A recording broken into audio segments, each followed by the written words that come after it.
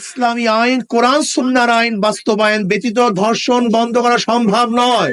যদি ধর্ষণ বন্ধ করতে চান, চিরতরে ধর্ষণ উৎখাত করতে চান, তাহলে কোরআন সুন্নাহর আইন বাস্তবায়ন করুন। আমি অন্তর্বর্তী সরকারকে বলবো, যদি এই ধর্ষকদের বিচার না করা হয়, তাহলে বাংলাদেশের জনগণ এমন আন্দোলন করবে যে আন্দোলনের মাধ্যমে তারা নিজেরাই বিচার হাতে তুলে নিতে বাধ্য হবে। আমি মনে করি দুই একজন ধর্ষককে শুধু ফাঁসিতে দিলেই ধর্ষণ বন্ধ হবে না। ধর্ষণ কেন হচ্ছে এই কারণ উদ্ঘাটন করতে হবে। ধর্ষণের মূল কারণ হলো নৈতিক শিক্ষার অভাব, আল্লাহর ভয় আমাদের মধ্যে নেই, ইসলামী শিক্ষা আমাদের মধ্যে নেই। ধর্ষণের মূল কারণ হলো ধর্ষণের প্রতি উৎসাহিত করা হচ্ছে। যারা ধর্ষক তারা বিচারের আওতায় আসছে না, তাদের বিচার হচ্ছে না, ধর্ষণ করার পরও নিরাপদে হাঁটছে। জাহাঙ্গীর ইউনিভার্সিটিতে 100 ধর্ষণ করার পরে সেঞ্চুরি পালন করছে।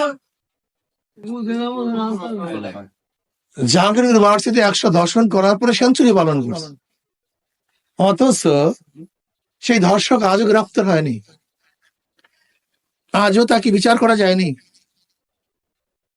হলগুলিতে ধর্ষণ হচ্ছে, আমরা কি দেখেছি যে ছোট বাচ্চাদেরকে, শিশু বাচ্চাদেরকে অবৈধ গর্ভপাতের মাধ্যমে ট্রাঙ্কের মধ্যে আবদ্ধ করা হচ্ছে, ড্রেনের মধ্যে বাচ্চাদেরকে ফেলে দেওয়া হচ্ছে, বালির চাপা দিয়ে বাচ্চাদেরকে মারা হচ্ছে। অথচ আমরা নিজেদেরকে স্বাধীন মনে করি, সচেতন মনে করি, আমরা নিজেদেরকে উদারপন্থী মনে করি। এরকম হবে না। আমি মনে করি নৈতিক শিক্ষা দিতে হবে, ইসলামী শিক্ষায় শিক্ষিত করতে হবে, ইসলামী আইন বাস্তবায়ন করতে হবে। ইসলামী আইন, কোরআন সুন্নাহর আইন বাস্তবায়ন ব্যতীত ধর্ষণ বন্ধ করা সম্ভব নয়। এই জন্য আমি দাবি করবো, আসুন বাংলাদেশের গোটা জনগণ যদি ধর্ষণ বন্ধ করতে চান, চিরতরে ধর্ষণ উৎখাত করতে চান, তাহলে কোরআন সুন্নাহর আইন বাস্তবায়ন করুন, ইসলাম হুকুমাত কায়েম করুন। ধর্ষকদের আশ্রয় নয়, তাদেরকে বিচারের আওতায় নিয়ে আসেন।